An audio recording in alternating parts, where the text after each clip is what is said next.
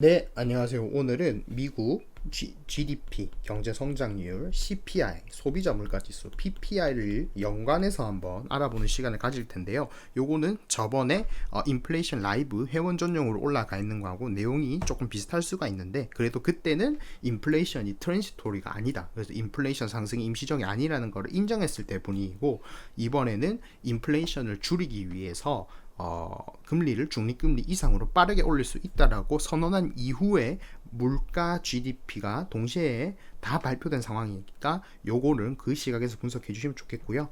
그거를 또 이용을 해가지고 오늘은 투자 전략에 대한 이야기가 메인이 될 겁니다. 그래서 독일군 장군인 우리 발터 모델 육군 원수의 방어 전략을 차용해서 장기적인 투자 전략도 한번 만들어 보는 시간 가질 겁니다. 일단은 먼저 이렇게 보시면은 GDP, CPI, PPI가 저번처럼 이렇게 모든 항목에 나와 있는데요. 이번에는 요 모든 항목은 알아보지 않을 거고, 이번에 다뤄볼 항목들은 미국 경제가 이번에 성장했을 때 비중이 크거나 특별히 많이 올라간 카테고리들을 중심으로 분석을 할 겁니다. 그래서 그렇게 한번 진행을 해보겠습니다. 먼저 GDP 같은 경우에는 전기 대비가 되고 있어요. 그래서 저번 분기 대비 이번에 얼마나 올랐나 요거고, CPI 같은 경우는 전년 대비와 전월 대비로 이렇게 나와 있습니다. 그 점 좀 참고하시면 좋을 것 같고요. 먼저 자동차입니다. 그래서 미국 소비의 가장 큰 걸 차지하는 자동차인데 2021년 4분기에는 5.7% 올랐고요. 2022년 1분기에는 10.3%가 이렇게 상승을 했습니다. 물가 같은 경우에는 일단 기준이 이번에 변경이 됐긴 했습니다만은 그래도 일단 가격은 오른 면이 있는데 이 정도는 이제 기준이 변경됐기 때문에 조금은 비교하기가 좀 어렵습니다. 그리고 수입 신차 같은 경우가 GDP가 증가했죠. 이 말은 이제 수입 신차가 많이 이제 판매가 됐다 이런 모습으로 볼 수가 있는데, 수입 신차가 많이 팔렸다 이 말은 수입차에서 보이던 어떤 공급망 바틀렉 같은 공급 부족이 이제 어느 정도는 조금 완화가 됐다 이런 모습으로 보시면 좋을 것 같고, 중고차 같은 경우도 예전 같은 폭발적인 가격 상승은 벌어지고 있지 않더라. 대신 이제 중고차에 있던 수요가 신차로 옮겨왔는데, 요 말은 신차에 대기하고 있던 수요가 어느 정도 흡수가 됐다 이렇게 볼 수 있을 것 같습니다. 그래서 지금 이렇게 보시면 4분기에는 3분기보다 중고차 판매가 5.4% 높았었는데 지금은 이제 낮아지는 그런 모습을 좀 보이고 있다라고 생각하면 좋을 것 같고요. 그래서 신차 쪽으로 이동했고, 근데 이제 자동차 가격이 일단은 신차 쪽으로 옮겼고, 신차는 당연히 중고차보다 비싸고 또 신차 가격도 이렇게 상승을 어느 정도 하고 있는 모습이다 보니까 자동차가 필요한 업종 운송창고업의 공급 비용이 늘었다. 그리고 그 이후에는 에너지 비용도 포함이 된다라고 볼 수가 있습니다. 그래서 일단은 전월 대비 에너지 가격도 상승해서 영향을 미치고 있어요. 또 미국 이제 GDP 그리고 파월 의장이 가장 이제 강하게 누르려고 하는 것들이 바로 건설이고 특히 주택이 되겠는데요. 주택 가격은 3분기 1.5%, 4분기 넘어올 때 1.5%, 4분기에서 1분기 이번에 넘어올 때 1.6%로 금리를 일단은 올려도 별 효과는 없었다라고 볼 수가 있고, 비주택 같은 경우는 더 이제 GDP가 빠르게 오르고 있어요. 그래서 수요를 누르려고 하는 일단 정책이 본격적으로 드러나지는 않는 이런 모습입니다. 그러게 이제 물가 지수에도 그대로 조금 나타나고 있습니다. 그래서 전월 대비 임대료도 오르고 있고, 또 간주 임대료도 올랐겠죠. 당연히 그렇게 되면. 그래서 집에 거주에 필요한 비용이 오르고 있고, 집 가격도 아직은 오르고 있고, 또 집에 필요한 살림살이 가구나 침구도 전월 대비 상승을 하고 있고, 가전제품 경우는 이제 확실히 코로나 끝나고 사람들 내구재 소비가 줄어들어서 어느 정도 영향을 받고 있긴 한데 가전제품도 일단은 하락하는 모습은 아니다. 그래서 전체적으로 1년 동안 역시나 상승을 하고 있는 것이 바로 집에 대한 부분이다라고 볼 수가 있는 것 같고요. 건설 그 자체에 이제 필요한 자재들의 물가가 보시게 되면은 건설 전체를 생각했을 때 전월 대비 2.4%가 오르고 있고, 가격이 전년 대비 15.3%, 그래서 작년에 지은 집보다 이번에 짓는 집이 돈이 15.3%더 필요하다는 말이고요. 근데 연도별로 봤을 때는 이제 건설에 필요한 여러 자재들이 15%에서 26% 정도 상승을 하고 있는데, 이번 달에 이렇게 보시게 되면 건설에 필요한 철근이라든지 콘크리트 같은 경우 중국의 봉쇄로 수요가 감소하면서 원자재 가격 떨어진 거에 대한 효과를 좀 봐서 이번 달에는 일단은 건설이 필요한 자재 가격이 좀 내려갔습니다. 요게 또 중요한 이유가 한국에서도 그 둔촌주공인가요? 거기 재건축할 때 철근 가격과 인건비 상승으로 인해 가지고 공사 가격을 못 맞추게 되자 파업이 일어났는데 요런 것들이 이제 바로 GDP 하락으로 이어지기 때문에 그러한 부분의 압력이 일단은 중국이 조금 멈춰줘서 어느 정도 감소를 했다라고 볼 수가 있겠습니다. 그래서 요거는 건설 수요와 이런 거에는 조금 호재다라고 볼 수가 있고요. 또 이번에 이렇게 메이저한 부분 말고 미국의 수요가 좀 많이 올랐던 게 바로 숙박업이에요. 그래서 4분기에 오면서 14%고 4분기에서 1분기 오면서 또 10%가 상승해서 굉장히 꾸준하게 빠른 상승을 보이고 있는데 수요와 소비가 올라오는 만큼 가격도 빠르게 상승을 하고 있습니다. 그래서 숙박, 호텔이나 모텔 같은 것도 1년 전 대비 22.6%고 한 달 새 3.4% 올랐고요. 또 미국 사람들은 땅덩이가 너무 높으니까 넓으니까 동쪽 해안에서 서쪽 해안을 갈 때 차 몰고 고속도로 타지는 않죠. 그래서 대부분 비행기 타고 가서 렌터카 사용하는데 렌터카 같은 경우도 전년에 1년 대비 10.4% 올랐는데 이번 달에만 2.4% 올랐으니까 이제 봄이 돼가지고 여행이 계속 증가하니까 렌터카 비용 같은 것도 빠르게 상승하고 있다, 이렇게 보시면 좋을 것 같고요. 또 숙박에 필요한 여러 가지 인건비라든지 또 아침밥 제공하는 거 뭐 이런 거에 필요한 여러 가지 또 부분들도 많이 상승을 하고 있는 모습 보이는데요. 서비스업에 필요한 중간 서비스 가격이 1년 새 7.5%, 이번 달에만 0.7%가 상승하는 모습 보이고요. 또 서비스업에 필요한 가공품 같은 경우가 이번 달에만 가격 1.4% 올랐고, 비가공품, 농산물, 축산물 같은 것들이 이제 대표적일 텐데요. 그것도 이번 달에만 5.3% 오르고요. 전체적으로는 48.1% 올라서 굉장히 빠른 상승 보이는 게 지금 상품이고, 그 와중에서도 비가공품 비용이 빨리 오르고 있다. 그래서 일단은 금리로 눌렀을 때 서비스업에 필요한 서비스, 그러니까 말 그대로 뭐 외주를 주는 서비스의 비용 감소하는 걸로 봐서는 일단은 인건비에는 어느 정도 영향 주고 있는데 재화값에는 영향을 주지 못하고 있다 라고 보시면 좋을 것 같고요. 또 이제 놀러 가는 게 많아지면 사람들이 놀이동산, 아케이드, 테마파크 같은 곳 많이 방문하죠. 그래서 전분기 대비 10.1%, 4.6%로 이것도 좀 빠른 상승 보이고 있는데요. 레크레이션 전체를 봤을 때 가격은 전년 대비 4.4%, 전월 대비 0.5% 역시 상승하고 있는데, 유일하게 좀 수요가 오르면서 떨어지는 부분이 스포츠 경기 직관입니다. 스포츠 경기장에 가서 직관하는 거 25.3% 빠르게 올랐는데요. 가격은 이번 달에만 8.2%좀 많이 떨어지고 있어요. 물론 요걸 이제 수요가 증가해서 원래는 비싼 자리만 앉다가 이제는 이제 외야 자리도 앉고 좀 덜 보이는 자리도 앉고 뭐 이렇게 싼 티켓이 많이 팔렸다, 이렇게도 해석을 할 수 있겠습니다만 어쨌든 가격은 하락하는 파트도 있다. 여러분들 그래도 동네도 많이 나가 놀죠. 항상 비행기만 타는 거는 아닐 수가 있는데, 일단은 비행기부터 먼저 보시면 항공권에 대한 수요가 이번 분기에 빠르게 늘고 있습니다. 그래서 5.4%, 그리고 이번 분기에도 3.1% 늘고 있는데요. 항공권에 대한 수요가 많이 느니까 항공권 가격이 엄청나게 빠르게 또 뛰고 있는 모습을 볼 수가 있습니다. 그래서 이번 달에만 21.9%가 항공권 가격이 뛰었는데 1년치가 33%니까 거의 1년 상승률의 반절이 이번 달에만 이어졌다라고 볼 수가 있습니다. 요게 이제 근데 항공사 입장에서는 전체 운송업 비용도 2.9%가 오른 거는 있어요. 그 이유는 뭐다? 에너지 비용이 올랐죠. 그래서 2.8%고 서비스업에서의 에너지 비용은 4.5%가 올랐다. 그래서 연료 비용 상승으로 어쨌든 원가가 상승하는 면은 있었는데, 그래도 어떻게 보시면은 4.5% 요것보다는 21.9%가 훨씬 크잖아요. 그래서 마진이 확보가 됐기 때문에 항공기 포함 장비 투자가 원래도 빠르게 성장하고 있었는데 더욱 빠르게 성장하는 이러한 모습을 보이고 있다는 점, 그래서 항공권과 항공기에 대한 수요와 투자가 많다 보시면 될 것 같고, 비행기를 탈 때도 있지만 자동차를 타고 여행 갈 때도 있죠. 그래서 자동차 정비도 원래도 늘고 있었지만 빠르게 늘고 있습니다. 그리고 이 자동차 정비에 필요한 여러 가지, 예를 들면 인건비, 서비스업에 필요한 인력 서비스들 같은 경우도 0.7% 한 달 새 상승을 하는 모습이었고요. 자동차 부품, 타이어, 일반 부품, 윤활유 및 냉각수가 굉장히 빠른 속도로 상승을 하고 있죠. 전월 대비. 그래서 모든 자동차에 필요한 부품 같은 경우도 적게는 10%에서 많게는 10% 후반대까지 상승하는 모습 보이고 있습니다. 자, 전체 이제 전체적으로 한번 볼게요. 아까 우리가 봤을 때 비가공품 비율이 상당히 빠르게 상승했다라고 말씀드렸는데, 전체 재화 소배 판매는 2021년 4분기 1.8%, 2022년 1분기 2.3%로 이번 분기에 소매 판매는 일단은 빠르게 늘었습니다.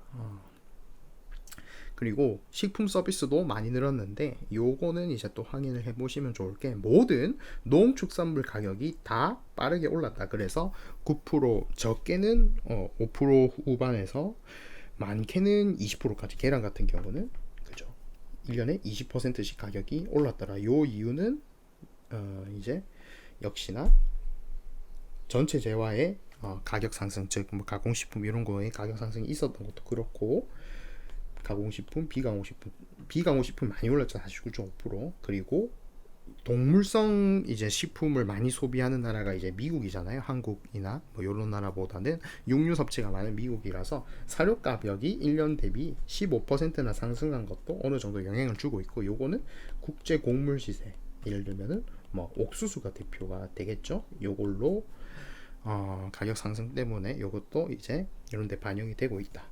근데 이게 보시게 되면은 이렇게 야채나 과일, 그러니까 미국 사람들이 많이 먹는 계란, 닭 요런 것들은 가격 상승이 굉장히 좀 빠른데요. 지금 이렇게 보시면 육류가 특히 빠른데요. 뭐 과일이나 채소, 뭐 어류 요런 것들, 수산물 같은 거는 상대적으로 속도가 좀 덜한 모습을 보실 수가 있습니다. 그리고 가공육 같은 경우도 어떻게 본다면은 열의제에 해당되죠. 그러니까 원래 돈이 많은 사람은 한우 사 먹고, 돈이 좀 부족한 사람은 갈아 만든 햄을 먹는 이런 열의제에 약간 해당되는 부분도 있기 때문에, 이런 부분에서는 전월 대비 가격이 하락하는 모습도 보이는, 이러한 게 봤을 때 수요가 몰리는 쪽의 가격이, 소비자 가격이 빠르게 상승한다는 이러한 느낌은 이제 계속 좀 보이고 있고, 여기서 보시게 돼도 지금은 일단은 집에서 식사의 전 분기 대비 가격 상승이 밖에서 식사보다 높죠. 그 말은 밖에서 식사가 싸졌다 이렇게 보는 게 아니고, 집에서 식사가 원재료비가 인건비, 얘는 인건비가 없고 얘는 원재료비와 인건비가 동시에 들어가 있는데, 지금 일단은 가격 상승의 주체는 일단 금리 인상을 통해 가지고 잡은 거는 임금과 서비스 가격의 상승이 일단 어느 정도 잡혔다. 하지만 재화의 가격은 잡히지 않았다는 모습이 자꾸 보이는 거고요. 그거는 이제 어떻게 본다면은 지금 늘어나는 상품 수입, 상품 수출도 물론 늘고 있습니다만은, 상승하는 속도가 이렇게 보시게 되면은 상품 수입은 더 빠른 속도로 상승하고 있는데 상품 수출은 느린 속도로 상승을 하고 있죠. 그리고 지금 상품 수출 가격도 이렇게 오르는 이렇게 모습을 보실 수가 있는데, 즉 이 재화의 가격이 계속 상승을 하고 있다는 거고, 서비스 수출 같은 경우는 확실히 좀 덜하죠. 서비스 수출 같은 경우는 서비스 가격 상승이 좀 덜해지는 그러한 모습 보여요. 그래서 이것도 약간 파월에 만하고 대치되죠. 파월 의장의 입장은, 사람들이 원래는 이제 코로나 이후에 서비스를 많이 못 즐기고 집에 갇혀 있으니까 사람들이 물건을 많이 사서 물건 가격이 인플레가 집중됐는데 서비스로 바뀔 거다 했는데, 정작의 통계를 까보면은 아직도 상품 쪽에 인플레이션 압력이 아주 전반적으로 지속되고, 특히 미국 사람들이 좋아하고 미국 사람들의 소비가 많이 몰리는 곳은 더하다는 모습을 볼 수가 있습니다. 미국 정부 지출 빨라지고 있습니다. 특히 일회성 정부 지출, 그냥 나눠주는 기초수급, 뭐 소비 쿠폰, 뭐 이런 거, 그리고 푸드 스탬프라고 하는, 뭐 여러분들 그 마트에 내면은 이제 밥 대신 쓸 수 있는 급식권, 이런 것들도 늘고 있는데, 정부 투자, 다리 짓고 반도체 공장 짓고 뭐 R&D 시설 짓고 과학 투자하는 거는 오히려 상승 속도가 떨어졌다고 보실 수가 있습니다. 그 이유는 정부가 구매하는 재화의 물가가 한 달에만 21.7%가 오른다. 그런 거죠. 근데 그러니까 요거는 정부 투자에 가깝습니다. 일회성 정부 지출에는 정부 구매 서비스에 거의 가깝죠. 왜냐하면 여기에는 공무원의 월급도 들어가거든요. 근데 서비스의 이 성장은 좀 아까 봤듯이 좀 덜하기 때문에 요 부분에서는 확실히 좀 지출을 늘릴 수가 있다. 그래서 정부 입장에서도 빨리 오르는 물가 때문에 정부 투자를 더 빨리 늘리기가 어렵다라는 모습이 이제 어느 정도는 캐치가 좀 될 수 있는 거고요. 요걸 이제 또 비교해 보자면 똑같은 재화와 서비스인데 개인이 구매하는 것보다 정부가 구매하는 재화와 서비스 속도가 이제 물가 속도가 더 빠른 점도 하나의 포인트죠. 그러니까 정부가 구매하고 싶은 뭐 도로에 쓰이는 건설 자재라든지 뭐 반도체 연구에 쓰이는 반도체 장비 같은 것들이 오히려 더 빠르게 상승하는 거죠. 뭐 풍력 발전, 태양광 발전기, 뭐 변전소, 발전소 이런 거 전부 다 개인이 일반적으로 소비하는 투자하는 어떤 카테고리보다 더 빠르게 가격이 상승한다라는 모습을 보실 수가 있습니다. 그 이후에 나왔던 여러 가지 통계들은 미국 개인 소비가 증가했고 미국 기업 재고가 증가했습니다. 이 말은 무엇이냐면 미국 사람들이 결국에는 달러 환율을 올리면서 인플레이션을 잡으려고 했는데 그것은 되지 않았어요. 재화의 가격은 계속 상승합니다.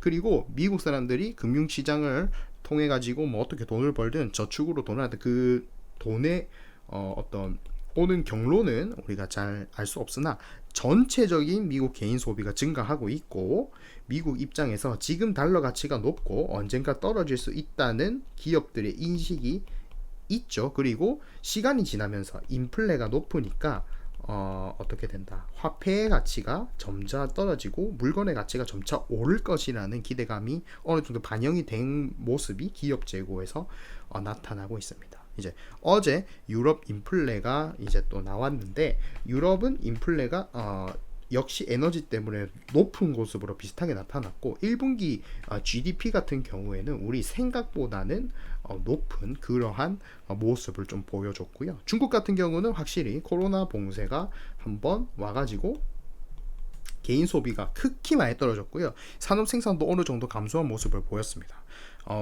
특히 중국의 상하이의 자동차 판매 회사에서 한 대도 못 팔았다. 전체가 자동차 판매하는 회사 전체가 차를 한 대도 못 팔았다라는 소식이 들려오기도 했습니다.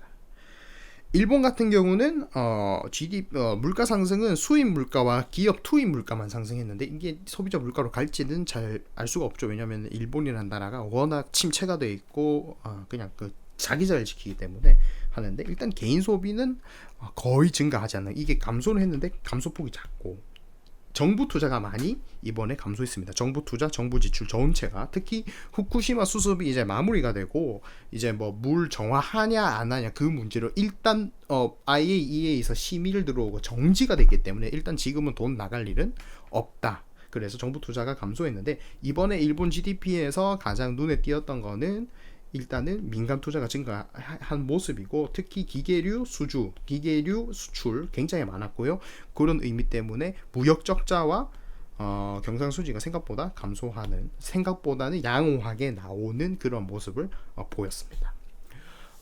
이러한 입장으로 봤을 때 결국에는 미국 사람들이 원하는 물건을 미국 사람들이 비싸게 팔려고 하고 그거는 모두가 알기 때문에 전 세계 사람들이 비싸게 수출하는 모습을 보이고 있습니다.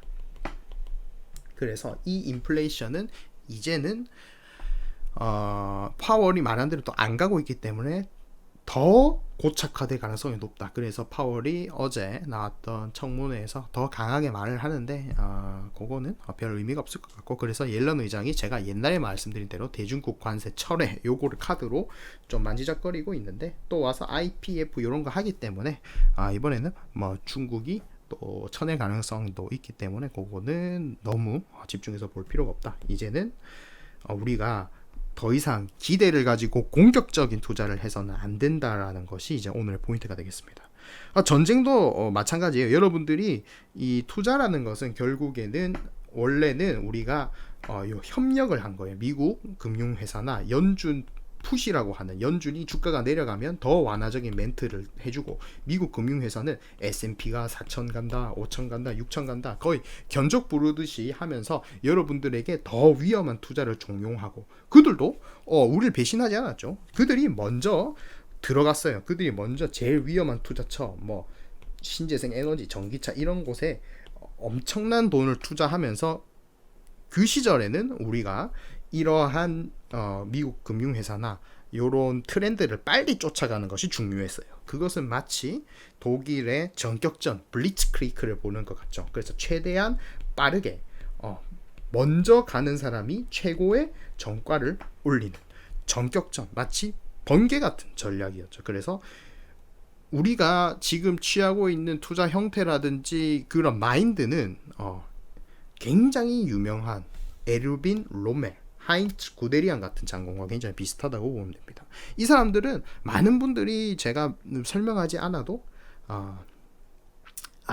아실 거예요. 왜냐하면 이분들은 공격을 주로 하는 장군들이었고, 그렇기 때문에 굉장히 화려하고 전적도 뛰어납니다. 그래서 여러분들이 미디어에서 자주 접할 수가 있어요. 그래서 이런 분들의 전략을 우리가 마음속에 지금까지는 좀 갖고 있었다고 보시면 될 것 같아요. 그래서 지금 이렇게 보시면은 여기 이탈리아군이 있었는데 이렇게 이탈리아군이 먼저 영국령 이집트를 다 공격을 합니다. 근데 어떻게 된다? 이탈리아군이 깨지면서 후퇴를 쭉 하게 되는데, 여기서 독일군이 지원을 와서 어떻게 된다? 카이로까지 밀고 들어갔는데, 이제 그죠? 여러분 모두 아시다시피 미군이 일본의 진주만 침공으로 참전하게 되면서 여기저기다가 후방에다 상륙하면서 보급을 못 받은 롬멜은 결국 패배하게 되지만, 정쟁 초반에서 보여줬던 그러한 공격에 우리가 굉장히 매료가 되고 화려한 모습을 볼 수가 있고, 하인츠 구데리안 같은 경우도 처음에 이제 독일이 프랑스를 침공하던 당시에 여기가 이제 프랑스의 마지노선이 됩니다. 그리고 프랑스의 마지노선이 되는데, 여기가 굉장히 국방비 많이 투하되고 자기 스스로도 생존할 수 있는, 포위대도 생존이 가능한 그러한 진지였는데, 요거를 어떻게 된다? 처음에 벨기에와 네덜란드 쪽으로 이렇게 적군을 유인을 합니다. 그러면 어떻게 된다? 프랑스 이렇게 국경에 있던 부대들이 네덜란드와 벨기에로 이동해서 방어선이 넓어지게 되는 효과가 되는데요. 여기서 어떻게 된다? 여러분들 그 아시듯이 바로 그 숲을 뚫어버립니다. 숲을 뚫어가지고 중간으로 이렇게 들어오게 되니까 이 친구들하고 이 친구들이 고립됩니다. 즉 마지노선에 있던 방어 부대하고 벨기에와 네덜란드를 도와주기 위한 부대가 고립이 되면서 빠른 전차로 어떻게 된다? 쭉 밀어가지고 여기서 1차로 포위가 되죠. 여기서 그 유명한 덩케르크 후퇴 작전이 나옵니다. 그래서 1차적으로 북부에 있던 영국 원정군과 프랑스군은 덩케르크로 피신을 하게 되고요. 모든 장비를 다 놔두고 거의 도망쳤죠. 그래서 요거는 영화도 있고 굉장히 유명합니다. 그래서 여기는 벨기에와 네덜란드가 항복을 하면서 요 전선을 빠르게 끝냈고, 그 다음에는 어떻게 됐나? 여기 다 독일군이 먹었는데, 여기서 마지노선에 있는 부대와 또 이 파리 쪽을 지키고 있는 부대를 다시 한번 비슷한 방법으로 잘라내게 됩니다. 어떻게 된다? 하인츠 구데리안과 그 독일 병력들이 이렇게 돌출부를 만들어서 쭉 진격을 쭉 하고 나머지 보병들이 이렇게 포위를 하게 됩니다. 그래서 여기하고 여기가 잘리면서 마지노선에 있는 부대도 포위돼 가지고 섬멸되고, 그리고 나머지 파리를 지키는 부대도 이렇게 독일군이 빠르게 오니까 파리 방어를 포기하고, 그래서 파리가 거의 독일군의 포격을 안 맞은 상태였는데 쭉 빠졌지만 어떻게 된다? 결국에는 빠르게 항복하면서 프랑스 남부는 비시프랑스라는 괴뢰국으로 남게 되고, 필립 페팅 장군이 이제 거기 장을 맡았고, 나머지는 독일이 직접 통치하는 그런 독일 제국으로 흡수가 되면서 프랑스가 항복합니다. 근데 프랑스가 그렇게 약하다고 보기는 어려운 게, 또 전쟁 시작하자마자 무솔리니의 이탈리아군이 이 알프스를 넘어가지고 이 프랑스 남부를 공격하려고 했는데 요거는 바로 막혔습니다. 그래서 독일군이 이 군사적으로 그냥 1대1로 싸웠으면은 어느 정도 해볼만 했던 프랑스군을 전략으로, 공격 전술로 이렇게 포위 섬멸했다라고 보시면 좋을 것 같습니다. 근데 왜 독일군인가? 저는 독일군을 오늘 이제 들고 온 이유가 바로 보급이라든지 물자가 부족합니다. 미군보다는. 왜냐면 미군은 큰 대륙에서 상당한 물자를 가지고 무제한으로 거의 뽑아내고, 그리고 폭격도 받지 않고 후방이 완전히 안전한 상태로 있지만 우리는 개인 투자자로서는 사실 후방이 없죠. 그래서 후방이 거의 현금인데 현금도 지금 인플레이션에 노출되어 있는 상태이기 때문에 우리 상태는 항상 뭔가 부족하고 항상 쫓기는 그러한 독일군의 상태와 비슷합니다. 물론 미국에도 굉장히 좋은 장군들이 있어요. 근데 미군은 확실히 보호품이 많기 때문에 위대한 장군이 전술과 전략도 있겠지만 사람을 관리하는 능력, 리더형이 더 많더라. 그래서 메가더라든지 홀시라든지 막 돌격하는 사람들을 이렇게 좀 컨트롤하고 그 공격 본능을 잠재우고 좀 자기의 큰 전략대로 이렇게 유도하는. 그래서 아이젠하워나 이런 사람들은 후에 대통령도 할 정도로 굉장히 사람 다루고 전략을 좀 이렇게 조율하는 능력이 굉장히 뛰어났죠. 일본의 야마모토 이소로코 이런 사람들도 보면은 뭐 잘하기는 하는데 오직 기습입니다. 진주만 기습, 미드웨이 기습. 그래서 자기들 암호가 털리는지도 모르고 매일매일 기습 얘기하다가 결국에는 미군한테 격추돼서 죽고 마는데 이러한 것을 봤을 때 우리가 지금 처한 상황이 독일군과 굉장히 비슷하고 그래서 독일군 중에서 가장 방어에 능했던 장군을 우리가 찾아가야 되는데 우리가 잘 모르는 사람들이 많은 장군이에요. 왜? 공격을 잘 못하니 화려하지가 않더라 이런 말이고 발터 모델은 최연소의 독일 육군 원수가 되고 별명은 히틀러의 소방수입니다. 그래서 이 사람이 공격할 때도 물론 참가했어요. 이렇게 독일이 러시아, 소련을 공격할 때 바르바로사 작전에 참여를 했지만 독일군의 주력이 북부 모스크바를 공격하다가 그 유명한 주코프 장군한테 차단이 되고 겨울에 이제 전선이 맥히면서 또 어떻다 레닌그라드를 포위했지만 함락을 결국 못했고 그리고 여기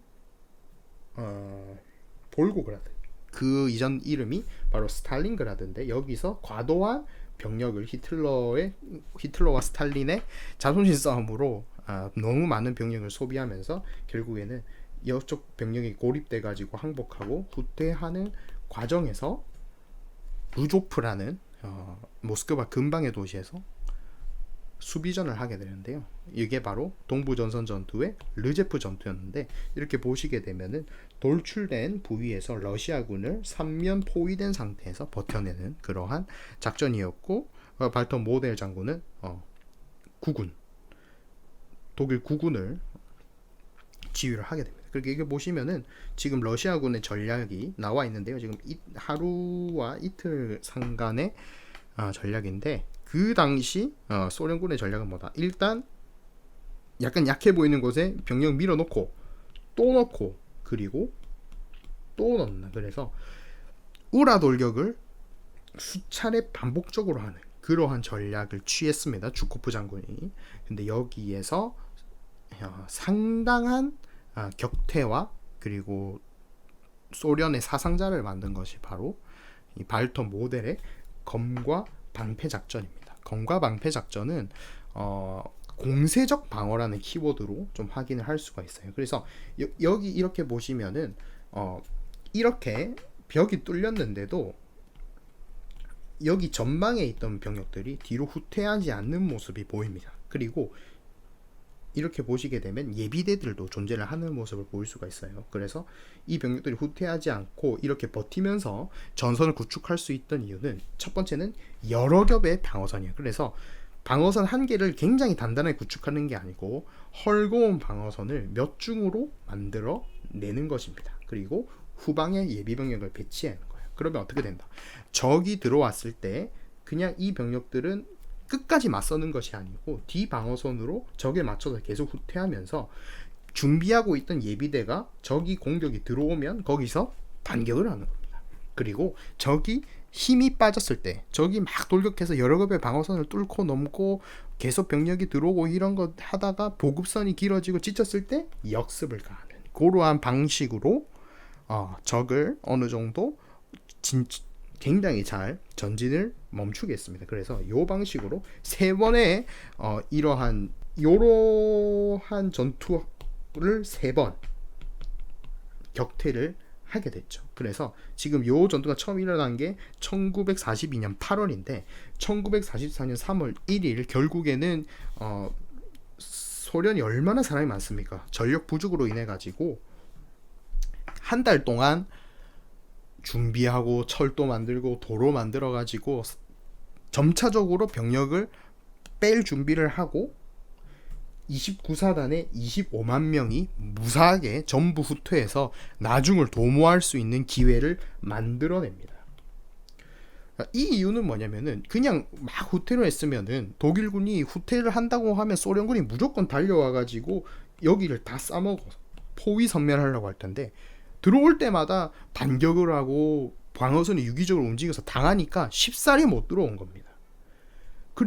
그렇기 때문에 여기서 가장 중요한 거는 독일군이 이 예비대로 놓았던, 그리고 역습했을 때 가장 키로 썼던 게 가장 강한 부대예요. 그래서 가장 강한 부대가 앞에 있었던 게 아니고 가장 강하고 가장 전력이 강한 것은 예비대로 있었던 겁니다. 그리고 탱크는 그 마지막 퇴각, 요거를 그 버팔로 기동이라고 하는데, 요게 있었던 날에 탱크는 가장 마지막에 퇴각하면서 쫓아오는 소련군 보병들을 효과적으로 막고 더 큰 피해를 주는 결과를 받아왔습니다. 그래서 고로한 전술이 바로 발터 모델이 보여준 르제프 작전에서의 전략이고, 두 번째는 이 사람이 이제 동부전선에서 후퇴하고 나니까 서부전선으로 가라는 히틀러의 명령으로 서부전선으로 이동합니다. 그래서 지금의 네덜란드와 벨기에 쪽으로 이동을 하는데요. 여기서 이미 노르망디 상륙이 됐고 위쪽에서는 이제 나폴리에 상륙한 이탈리아 남부에 시칠리아 상륙하고 이탈리아 남부에 상륙한 독일 연합군이 또 올라오고 있는 상태였는데요.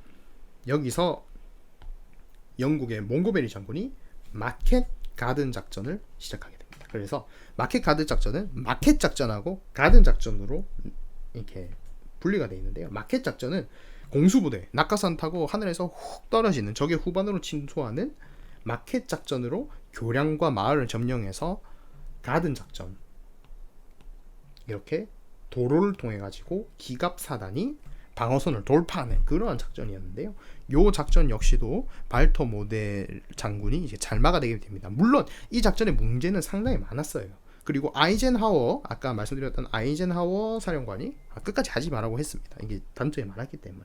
그래서 여기서도 또 다시 한번 우리가 어떤 작전을 써야 이제 잘 되냐라는 모습을 볼 수 있는데, 첫 번째는 이 몽고메리는 일단은 첫 번째는 미군이 계속 노르망디 상륙 작전도 하고 아까 말씀드린 대로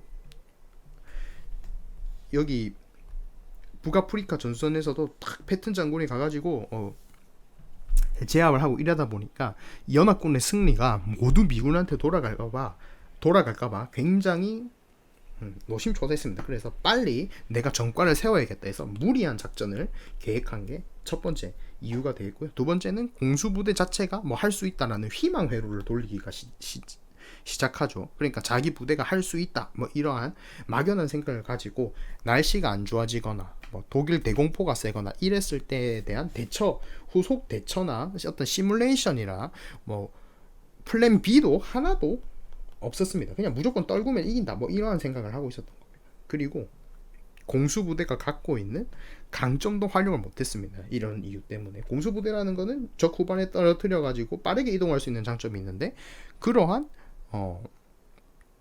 그것도 이용을 못했죠. 왜냐하면은 그죠, 독일군이 이렇게 포위를 하게 되기 때문인데. 그 발터 모델 장군은 이제 벨기에에서 밥 먹다가 갑자기 낙하산으로 떨어졌다라는 무전을 받게 됩니다. 그러면 보통의 사람 같은 경우는 당황해가지고 어떻게 보면은 이렇게 영국군과 미군이 이렇게 많이 떨어졌는데 이들 이겨내지 못하고 그냥 내줄 수도 있는 상황이었잖아요. 그런데도 발터 모델 장군은 굉장히 방어를 잘 해낸다라는 걸 볼 수 있는데, 첫 번째는 이 사람이 갖고 있던 병력이라든지 부대 특성이라든지 강점을 잘 파악을 하고 있었어요. 그래서 몽고메리 장군하고 조금 대치되는 면이 있습니다. 그래서 영국군의 주력을 뭐 박격포 포대를 배치해서 없애고 섬멸하고, 또 그 이후에 이제 영국군이 조금 이제 전력이 떨어졌을 때 또 기갑군을 추가 화염 방사 전차 같은 거 투입하면서 완전히 좀 제압을 할 수가 있는 모습이었고, 또 비상 작전이 생겼을 때 매뉴얼이라든지 뭐 이런 것들을 미리 다 발터 모델 장군이 준비를 해놨었다고 합니다.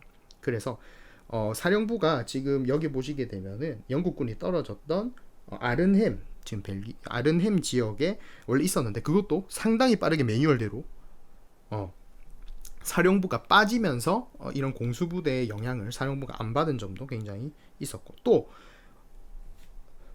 독일군 지역이잖아요. 지금 독일군의 지역에 영국군이 이렇게 투하를 했는데, 이때도 내가 포위했다, 다 잡았다라고 해서 빠르게 공격하지 않았고, 박격포는 박격포의 장점을, 또 전차는 전차의 장점을 활용할 수 있도록 빠르게 공격한 것이 아니고 천천히 유리한 상황에 올 때까지 그 상황을 그 상황이 올 때마다 적절한 병력을 투하했다. 그래서 한 번에 막 이렇게 돌격시키지 않고 기다리면서 천천히 공격해서 또 전과를 높였다. 그렇기 때문에 공수부대라는 굉장히 엘리트, 그리고 굉장히 훈련을 잘 받은 이러한 타입의 병사들을 어떻게 본다면은 그냥 우리 후방 지역에 있는 예비군 부대하고 일부 동부전선에서 왔던 SS 부대, 근데 동부전선 아까 말씀드렸듯이 소련군이 너무 공격을 많이 해가지고 병력이 좀 손상되어 있는 상태였음에도 불구하고 고로한 병력으로 깔끔하게 마무리를 해서 10,000명 투어했는데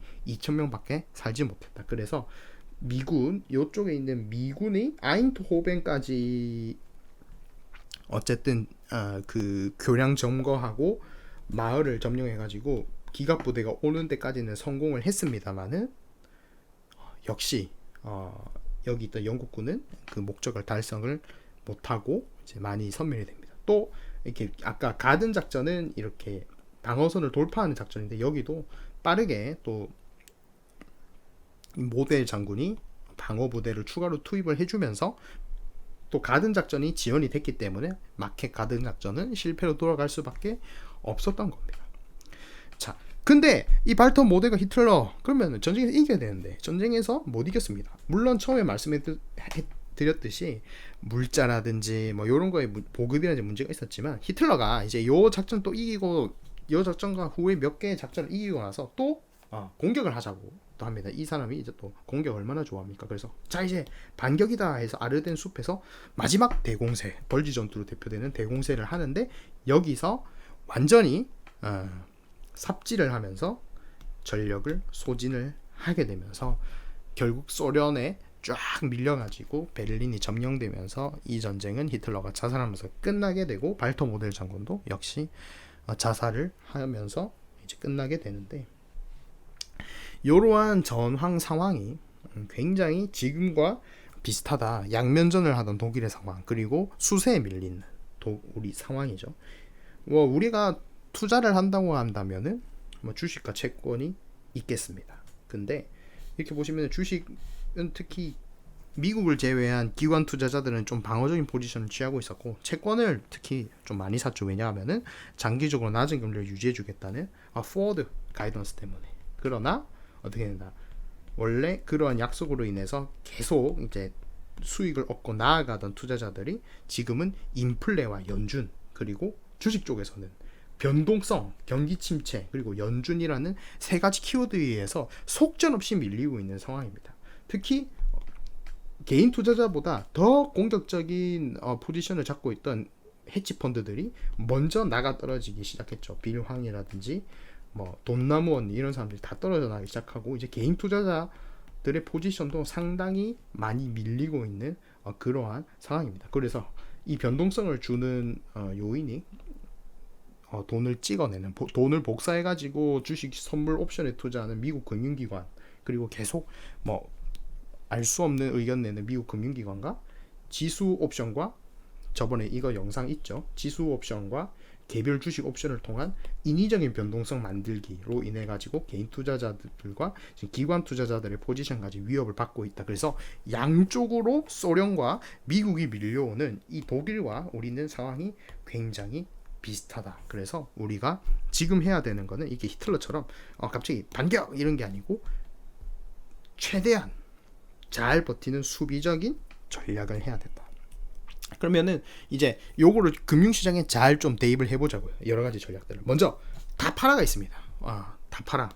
다 팔고 현금을 만들어라. 이거는 항복이라고 볼 수가 있죠. 부대가 와해되는 거예요. 그러면 어떻게 돼요?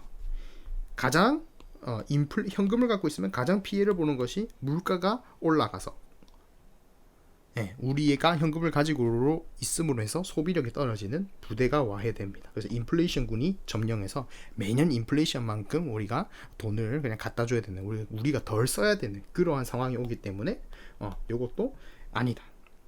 버텨라. 존버. 팔지 말고 언젠가 오릅니다. 이거는 뭡니까? 이거는 내가 있는 이 선에서 어떻게 해요? 뒤로 빠지는 게 아니고 땅을 파가지고 참호 짓고 기지 짓는 거죠. 그럼 어떻게 될까요? 요거 딱 1차 대전 수준 아닙니까? 그 참호를 팔 때는 굉장히 좋은 생각이라고 여기지만 막상 참호를 파고 나면 어떻게 됩니까? 얼마나 괴롭습니까? 후방과 단절되고 보급도 차단되고 그리고 계속 내가 그 자리에 있는 걸 모두가 알기 때문에 폭격 떨어지죠. 하늘에서 폭탄, 독가스 뭐 다 떨어집니다. 그러니까 이거 갖고 있는 동안 계속 정신적인 고통이 와요. 그리고 금융시장의 변화에 더 이상 대응을 못하기 때문에 동떨어지게 됩니다. 후방과 단절이 되기 때문에 이것도 전략이라고 보기에는 좀 수준이 떨어진다. 물타기. 지금 저점이다. 맨날 몇 프로 떨어지고 나서 몇 프로 오르면 항상 이야기 나옵니다. 지금이 저점이다. 물 타라. 지금 매수 타이밍이다. 이거는 아까 봤던 히틀러의 아르덴 대공세랑 똑같죠. 공격해라.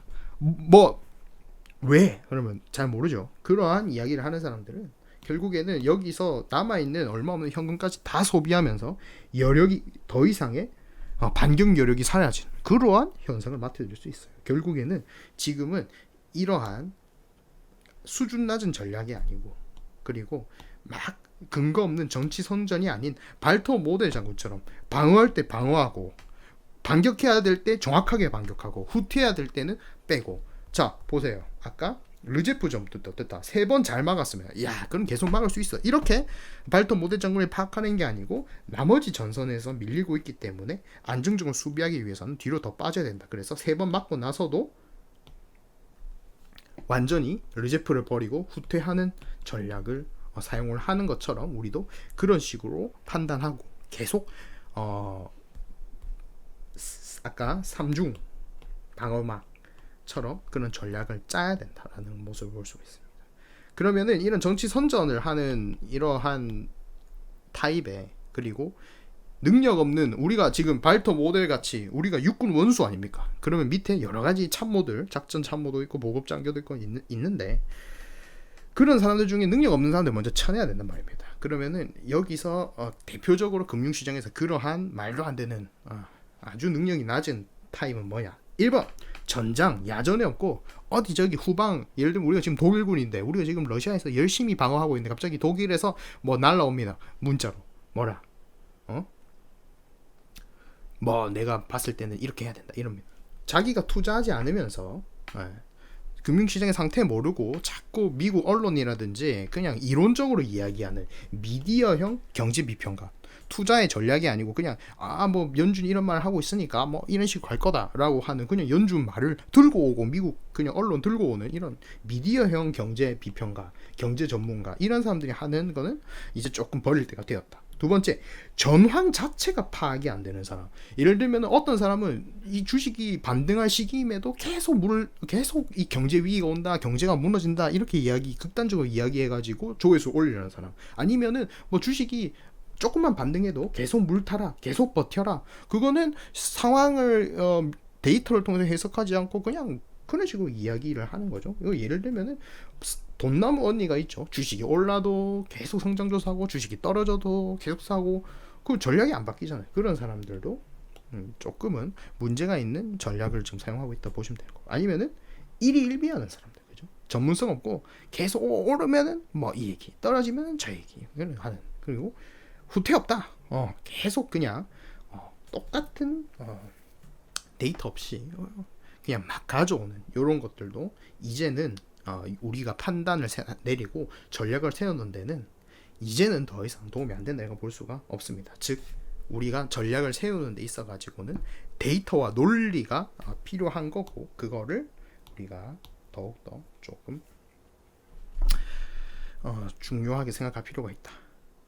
그러면은 발터 모델식 투자 전략은 뭐냐? 아까 전에 말했듯이 마켓 가든에서 하늘에서 밥 먹다가 영국군이 까맣게 떨어지는 거를 예비군 아저씨들로 다 방어하고, 무한 우라 돌격하면서 T-34 탱크가 정말 까맣게 때로 몰려오는 것도 어떻게든 방어를 해내는 이러한 발터 모델식 전략. 즉 우리가 생각하는 이 발터 모델식 전략의 최고 결과물은 주식시장이 이렇게 떨어질 때는 우리는 요만큼만 떨어지고, 그죠? 올라갈 때는 같이 올라가는 이러한 분위기를 만들고 싶은 것이 바로 우리가 발터 모델식 투자 전략입니다. 그러면 첫 번째, 아까 여러 겹의 방어망이 있었죠. 그럼 우리도 다양한 자산, 여기는 보병, 여기는 기관총, 여기는 아까 예비대에는 탱크가 있었듯이 다양한 자산을 사가지고 여러 겹의 방어막을 세워야 되는 거예요. 그러면은 어떠한 자산이 어떤 환경에 잘 맞느냐, 그거는 저번 영상에 제가 주식은 안전자산이 아니었다 편, 그죠? 무한도전 짤로 돼 있는 그 저기 하고 FOMC 후반 해서 그 영상에 좀 잘 나와 있다고 생각을 합니다.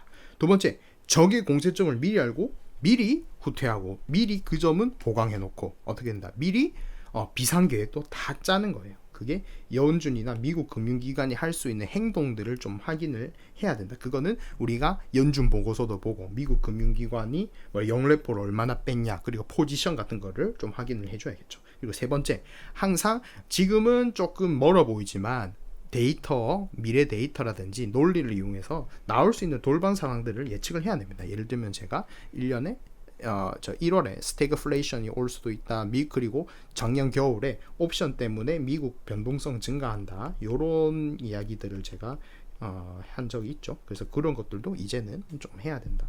네 번째, 1, 2, 3번을 통해 가지고 이제 내가 예상했던 것들이 결국엔 시장에서 여러 의견들이 부딪히면서 경제 지표도 나오고 또 나스닥 올라가고 내려가고 채권 올라가고 내려가고 이런 것처럼 지금 이 전투의 결과를 경제 지표와 금융 시세를 통해서 분석을 해야 된다는 거죠. 결국에는 이제 발터 모델식 투자 전략은 1번과 4번을 이용해서 요 상황에 따라서 자산 구성을 변화시키는 거예요. 주식을 더 사든지 채권을 더 사든지, 저번 영상처럼 뭐 30년 장기 채권이나 좀 가치주 쪽으로 가보자, 이러한 변화, 그리고 그거의 비율도 계속 조정을 하는 계획을 세워야 되죠.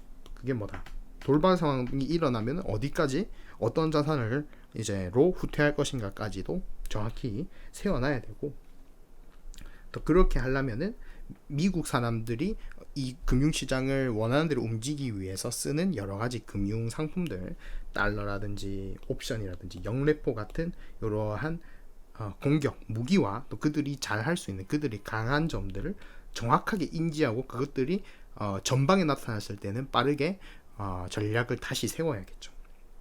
자, 결국에는 우리가 이러한 기존에 이렇게 극단적이고 금융 상황이 변하는 거에 적응하지 못하는 그러한 전략을 가져가서는 안 된다는 겁니다. 왜냐하면 변동성이 너무 심하고 또 연준도 모르고 저도 모르고 여러분도 모르고 아무도 모르기 때문에 지금 상태에서는 그러한 이렇게 아주 일방적인 전략을 세우는 것은 별로 선호될 상황이 아니다. 그래서 발터 모델 장군처럼 적이 들어오는 거 보고 우리 부대가 어떻게 대응하는지 보고 우리가 갖고 있는 자산, 우리가 갖고 있는 부대가 얼마나 적의 인플레 공격, 적의 변동성 공격, 그리고 적의 여러 가지 언론 거의 정치 선전에 가까운 미국 경제는 강하다, 미국 주식을 사라, 이러한 정말 근거 없는 소리 얼마나 잘 버텨내고 대응하고 얼마나 금융시장이 회복할 때 경제 성장에 들어올 때 잘 쫓아갈 수 있는지가 파악이 되면은 그거에 맞춰서 전략을 수정해야겠죠. 그리고 반격할 때 반격이라는 게 팍 가는 게 아니고, 예를 들면은 주식이 떨어지다가 하루에 반등이 좀 들어올 때 이제 그걸 또 얼마나 추가 수익 가져갈 수 있는지, 아까 말씀드렸듯이 르제프 후퇴 때도 방어하면서도 반격이 계속 들어간단 말이죠. 그러한 거를 우리가 할 수 있도록 전략을 오묘하게 짜야 되고, 그거는 고정 전략이 아니고 항상 변화시킬 수 있도록 우리가 마음의 준비를 해야 된다.